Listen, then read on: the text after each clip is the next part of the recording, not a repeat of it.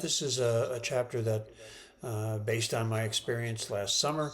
summer of 2025, in July, I went to China and was invited to teach a class at the School of Marxism at Shandong University in Jinan.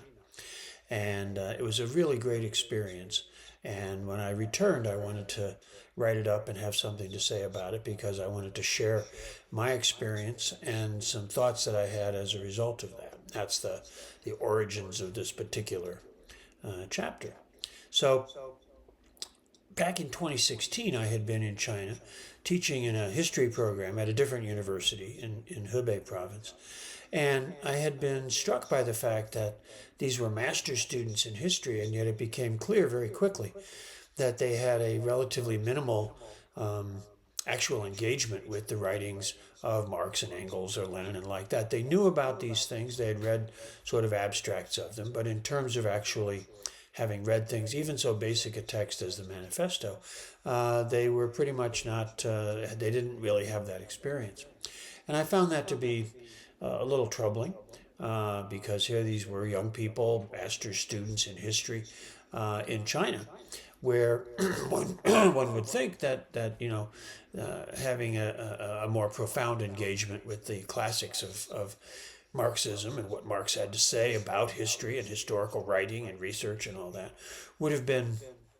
a little more prominent part of their preparation. And a couple years later, I was at a conference and spoke with some other people who talked about similar experiences, and we all were sort of perplexed as to the state at that point of Marxist education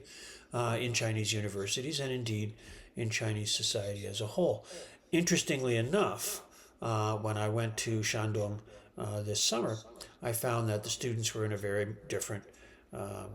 state, that they had certainly read a lot of the basic texts, and those that they hadn't, they were a little more familiar with and were certainly interested in learning more about. The Institute of Marxism in Shandong has a lovely library in their building, which has, of course, all the classics in Western languages, but of course in Chinese translations, and that was a really great thing to see. And when I talked about this with the students and with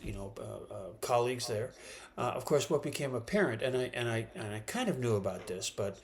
it was something that it was quite refreshing and quite exciting to actually see in practice, was that under the leadership of Xi Jinping, there has been a real re-engagement with Marxism in China and with the teaching about Marxism beginning about 2018. Institutions of higher education across the country founded these institutes of Marxism, these schools of Marxism, and that has now spread to over 1,000 different universities, and lots and lots and lots of students are not only being exposed to Marxism, but really studying it in greater depth and with greater focus and intensity. And I found that to be really a wonderful thing. And I think that that's part of Xi Jinping's overall approach that he's talked about of completing the original mission, remembering why the revolution took place, remembering what the socialist project is all about. And so I think that seeing that in practice, seeing not only Xi Jinping's work, his own writings on many different things, but the fact that this was a project that had been implemented across the country, and of course something that was also taking place within the party more broadly, all the way up to the top leadership. I think that that's a very exciting thing, and I just wanted to kind of report on that and share that experience and that knowledge